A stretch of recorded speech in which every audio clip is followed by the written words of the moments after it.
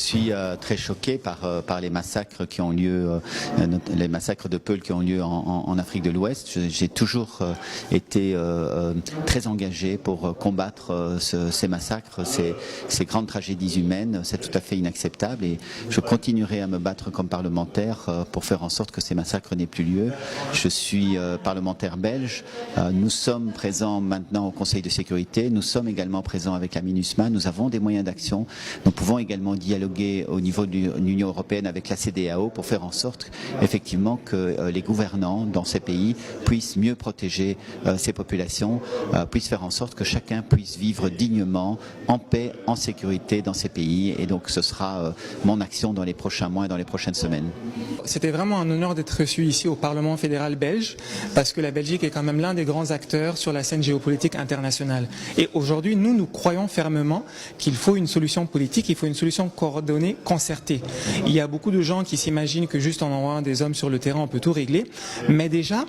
il y a la MINUSMA qui existe au Mali, qui est la mission onusienne. Il faut essayer de la renforcer et il faut vraiment parler aux différents pays du Sahel pour faire rappeler les valeurs de la Belgique, les valeurs auxquelles nous croyons aussi et ne pas encourager des régimes qui peuvent s'en prendre à des communautés particulières. Et aujourd'hui, s'il y a un nettoyage ethnique des Peuls, au Mali, au Burkina et dans d'autres endroits, c'est parce que les États ont failli quelque part. Mais nous sommes tous là pour accompagner les États. On leur pointe le doigt, on les accuse, mais nous travaillerons ensemble parce qu'il n'y a pas d'autre choix. Merci.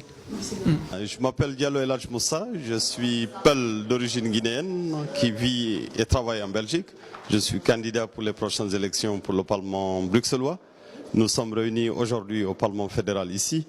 pour alerter l'opinion internationale, alerter les décideurs belges et européens sur la situation de cette grande communauté africaine qui subit des persécutions un peu partout dans la sous-région ouest africaine. Il est de notre devoir d'humaniste de nous battre pour sauver cette communauté, en tout cas sauver toutes les communautés qui sont menacées de par le monde. C'est notre raison d'être en tant qu'humaniste.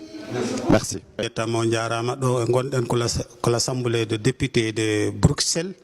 Ɓe mbaɗi min recevoir hannde he inde tabital pulaku e hannde Abdoulaye Diallo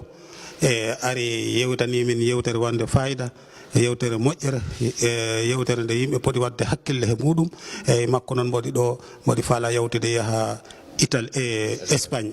eyyi min ko Samba Mballo mi salmini on mi yetti on mi jaari on no feewi miɗen beltani ko kanko woni daraniɗo fulɓe ɗo he Europe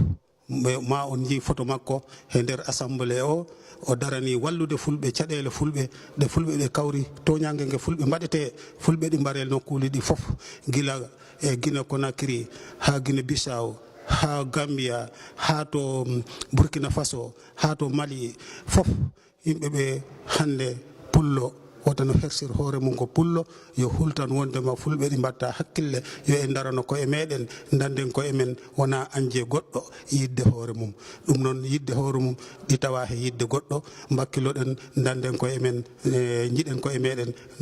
gonen neɗɗo goto ballodiren jurmotiren pamodiren on jarama ono hooreɓe catte ɓe wakkile tambitoɗen go on leñol jannguɓe ɓen onon jannguɓe ɓen ɗi dossier ji ƴettaɗi ɗo waɗe juuɗe mon e majji gollo marɓe ɓen mo kala yo waɗu enen hedditiɓe ɓen mo kala ƴettu kartal tabital pulaku mbuuɗi sappo ngal wona sodede Europe o yoɓa catal ka o woni ɗon o yoɓa mbuuɗu goto e nder lewru ndum fi tabital pulaku Europe mbu sappo e ɗiɗi e nder hitande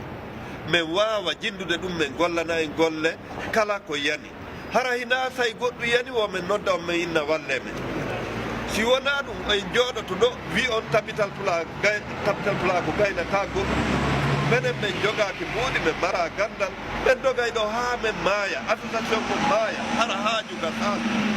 ko marɗo e jannguɗo wawata wadde goɗɗum si onon on pottike mo kala wi'i min ko oɗo men ɗo mi janggi min ko oɗo men ɗo mi janggi hina fewdo ɗon wonɗen min e maɗa hiɗen haaɓi kono haɓen hakkude meɗen ñande haɓade wo enen ɗiɗo hawtiten haɓen ko haɓaden ɓe huulani en e anna on fof tamodiren saloɗen ko salontoɗen wo ko onon jannguɓe ɓen sacrifie ɗon wakkilon waɗon ka tawɗon no hulɓini o ƴetton minen ɓe janngaɓe puuson ko minen wiya ko lamɓe ko minen woni wadde wi on ko minen woni wadde onon hison hara on nanngaka si warete minen men ware onon jokkon dossier ji ɗi si sokkete men sokke meɗen wakkili minen meɗen sacrifie hannde si maayi fi leñol ngol hita on wullu miɗo yarli hoore on faami mi mara goɗɗum ngo komi yanganto fewn ɗo ɓuuri leñol ngol kono noon haray mi torike on wakkile jonndidiren juuɗe ko wiyaɗen ko mbuuɗu hay gooto ronkata ɗum marɗowo mo marawo heɓa e mbuuɗu gooto e nder lewru ndun fof bon haray wakkiloɗen en mo kala emen ngata ɓernde mum nde mbuuɗi 12 on waɗa e nder hittande jonna catal ka woni ɗon kippa kadi ha ngal hewta tabital pulako e ram son kippi kadi meɗen udditi kam mi joni meɗen waɗi email goo mais acca on ɗon min daara ka Samba Mbaalo jogii ɗon min uddita ɗon email en foppu meɗen yahon ɗon mbuuɗi ko waɗɗe wo on yiyay kadi yaari wo on yiyay weltanike on argol mon ngol kono noon ɓeyden jokkodirde anden en huulanama itten oɗo ko Mauritanie oɗo ko Guinée oɗo ko Mauritanie oɗo ko Sénégal oɗo ko Gambie en foppu meɗen pullo ko pullo si tawi hara kala ko ɓe watta en yoɓe waɗi du en si ɓe yenna en yoɓe yennude en si ɓe piya en yoɓe piyude en kono ko woni wo ko woni hita en hulu wata en hersu wata en aamu wuuroɓe ɓe yo wuuru luttoɓe ɓe yo luttu kono jokken procédure dossier ñande o gasi wo tawɗen dossier gaynanta en ko hedditi ko on tuma en waɗay